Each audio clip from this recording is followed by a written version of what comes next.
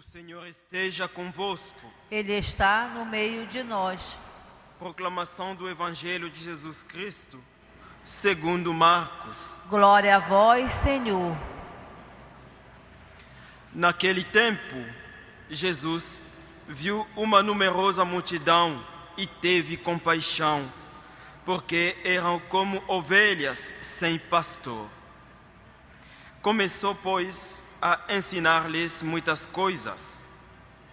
Quando estava ficando tarde, os discípulos chegaram perto de Jesus e disseram: "Este lugar é deserto e já é tarde. Despede o povo para que possa ir aos campos e povoados vizinhos comprar alguma coisa para comer." Mas Jesus respondeu: "Dai-lhes vós mesmos de comer." Os discípulos perguntaram: "Queres que gastemos 200 denários para comprar pão e dar-lhes de comer?" Jesus perguntou: "Quantos pães tendes?" Ide ver. Eles foram e responderam: 5 pães e 2 peixes. Então Jesus mandou que todos se sentassem na grama verde, formando grupos. E todos se sentaram, formando grupos de 100 e de 50 pessoas. Depois, Jesus pegou os 5 pães e os 2 peixes, erguei os olhos para o céu, pronunciou a bênção, partiu os pães e ia dando aos discípulos para que os distribuíssem. Dividiu entre todos também os 2 peixes. Todos comeram, ficaram satisfeitos e recolheram 12 cestos cheios de pedaços de pão e também dos peixes. O número dos que comeram os pães era de 5.000 homens. Palavra da salvação. Glória a vós, Senhor.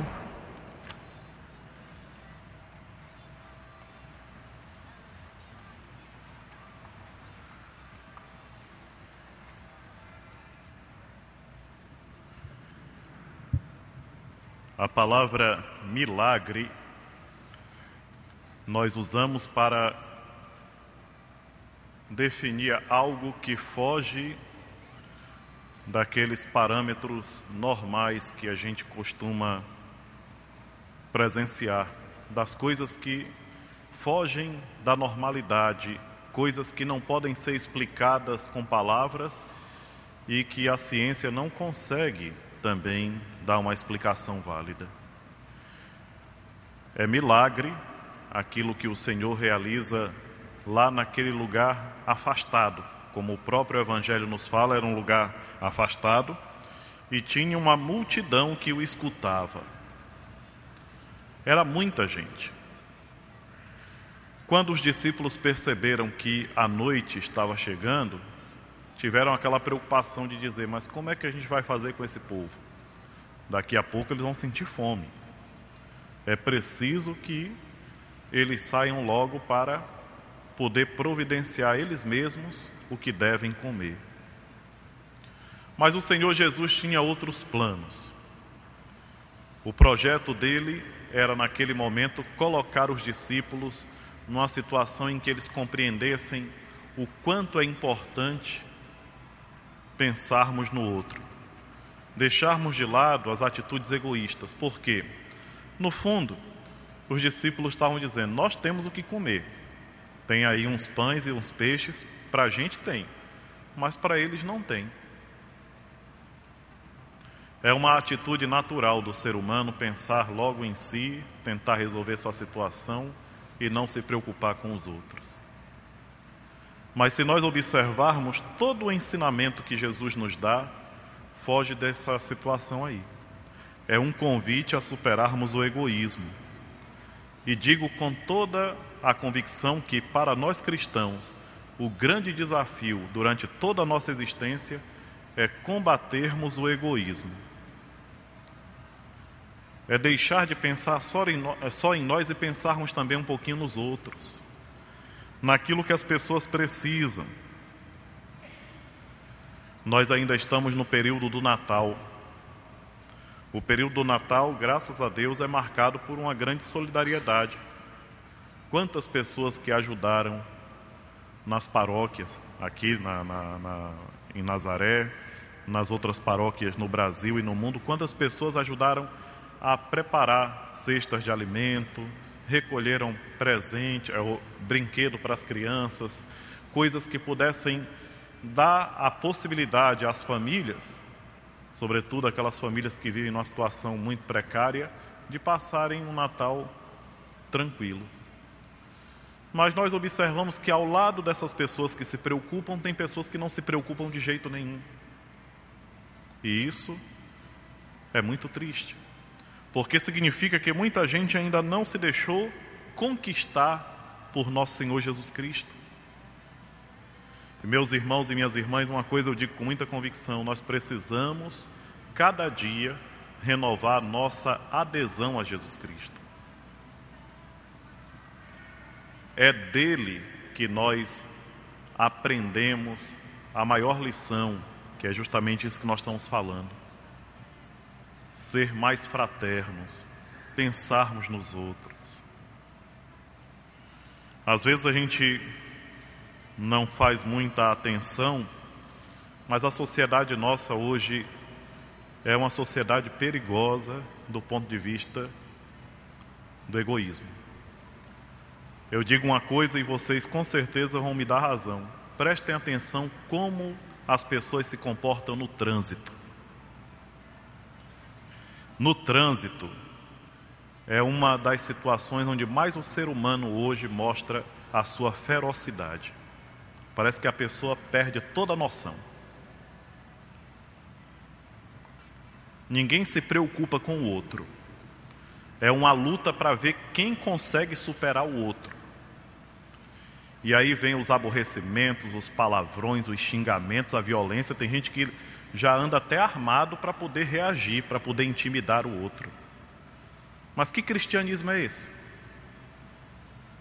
Interessante que na traseira do carro do que anda fazendo tudo isso, às vezes tem uma frase: Deus é fiel, nas mãos de Deus, Jesus é o Senhor, e outras por aí.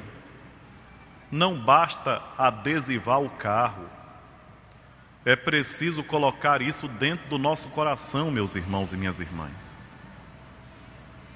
A preocupação que nosso Senhor Jesus Cristo tem com o ser humano é completa. Ele naquele dia não só deu para aquele povo o alimento espiritual através do que ele pregou, mas ele deu também o alimento material, não deixou ninguém com fome. Dai-lhes vós mesmos de comer, ele falou para os seus discípulos. Abençoou o pão e o peixe, mandou o povo sentar e, com aqueles 5 pães e 2 peixes, deu de comer a mais de 5.000 pessoas. Nós dizemos, mas o que é que eu posso tirar disso aí para a minha vida? Eu não consigo fazer esse milagre aí. Tem um outro milagre que nós precisamos fazer e depende só de nós. Somos nós que devemos fazer esse milagre, meus irmãos e minhas irmãs. É o milagre de vencer o nosso egoísmo. E isso a gente pode, está nas nossas mãos. Até dos distraídos que estão aqui na igreja e não estão prestando atenção no que eu estou falando. Depende só de nós. O milagre que nós precisamos realizar é esse milagre de tirar o egoísmo da nossa vida. E para isso é preciso abraçar Jesus Cristo. Não um abraço falso, mas um abraço verdadeiro. Fazer dele o nosso mestre. Quantas pessoas que praticam uma religião de fachada, seja ela qual for. É preciso praticar a verdadeira religião. aquela que nosso Senhor Jesus Cristo nos ensina. Vencer o egoísmo se torna um desafio para todos os dias. Vamos pegar uma outra coisa que nós hoje comumente fazemos e não nos damos conta. A atenção que nós damos para as pessoas, principalmente dentro de casa, para quem mora conosco. Às vezes a pessoa está falando uma coisa tão importante que ele quer dividir com a gente, e nós estamos com o celular na mão, mandando mensagem, lendo e-mail, jogando isso, vendo Face não sei o que mais, aquela coisa toda, e não está nem aí para quem está do lado. E são poucos os momentos que nós temos. E mesmo assim não sabemos aproveitar o pouco momento que temos para estar juntos. O milagre que nosso Senhor Jesus Cristo faz hoje da multiplicação dos pães é um convite para todos os homens e mulheres de todos os tempos a combater o egoísmo, a não pensar somente em si, a lembrar de quem está do lado. Se nós tivéssemos isso bem claro, nós não incomodaríamos as pessoas com os barulhos que a gente faz. Aqui e acolá a gente pega um ônibus e fica admirado como o pessoal não respeita o próximo. Às vezes a gente não está afim de escutar aquela música insuportável e a pessoa coloca aquela musiquinha insuportável alta, como se estivesse abafando, né? E está abafando mesmo a liberdade do outro. Os vizinhos que não se respeitam.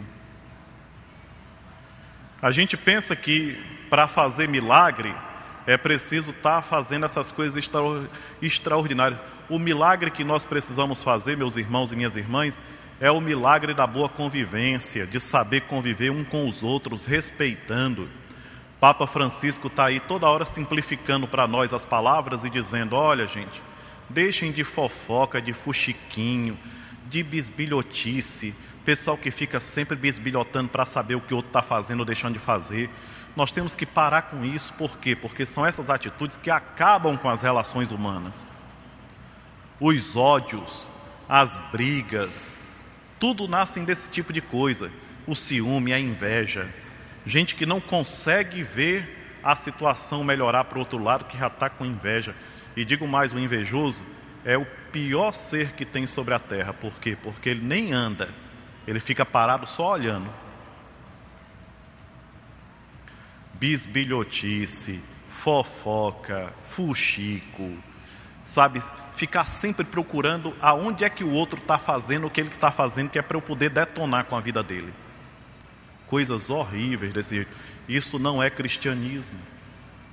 Nosso Senhor Jesus Cristo nos chama a superar tudo isso. Procuremos pensar sobre essas coisas, meus irmãos e minhas irmãs. Nós estamos num período muito bom, nós estamos começando um ano. E começar o ano é a ocasião da gente poder refazer nossas atitudes, mudar para melhor. Mudar para melhor, porque quem ganha sou eu. Eu sou o primeiro a ganhar. Cada um deve repetir para si: se eu melhorar, quem ganha sou eu. Descer um pouquinho daqueles pedestais que a gente faz para nós mesmos, ser mais humildes, participar da missa e respeitar o momento da missa, viver o momento da celebração como ele realmente é, sabe? Ter aquele zelo por nosso Senhor Jesus Cristo. Às vezes a gente que está aqui de cima do presbitério e olha para a Assembleia, a gente percebe como tem gente que se sente tão incômoda. Mas incômoda por quê? Porque não está vivendo próxima de Deus. Não está vivendo próximo de Deus. E aí se sente estranho. Procuremos, meus irmãos e minhas irmãs, iluminados pela palavra do Senhor, nesse início de ano. Hoje ainda é o dia 6. Momento da gente poder refletir sobre as nossas atitudes e melhorá-las. Quem ganha somos nós. Não adianta a gente ficar criticando aquele ou aquele outro, quando na verdade a mudança tem que partir de cada um. E foi o que Jesus provocou naquele dia na vida dos apóstolos. Dai-lhes vós mesmos de comer, para dizer: bora, arregaça a manga e faz, porque a coisa aqui depende de nós. Depende de cada um. Que nós tenhamos essa convicção em nossas almas e que procuremos, de fato, viver o Evangelho, olhando para o Evangelho não como uma historinha que o padre conta na hora da celebração da missa. O Evangelho não é historinha, não é fábula, não. Evangelho é regra de vida. Evangelho é regra de vida. É sinalização para quem está caminhando rumo à salvação. Agora, para quem não quer, aí sim, é historinha, é fábula. Ah, que bonito, Jesus pegou 5 pães e deu de comer para tanta gente. Oh, que historinha bonita. Não é historinha, não. É lição de vida. É regra. É algo que nós temos que colocar em prática se nós quisermos ser felizes. Por quê? Porque a vida não termina aqui, a vida vai adiante. Então nós temos que ter essa preocupação e fazer cada um a sua parte. E digo mesmo, cada um escute isso e pegue para si. Por quê? Porque nós temos cada um no seu trabalho, na sua missão, na escolha que fez, nós temos que colocar o Evangelho como regra de vida. Eu, padre, o consagrado, a consagrada, o pai e a mãe de família, as pessoas que participam das pastorais dos movimentos, todos nós, tenhamos presente isso e façamos o possível para que a palavra do Senhor seja valorizada em nossas vidas. Seja louvado nosso Senhor Jesus Cristo. Sempre seja louvado.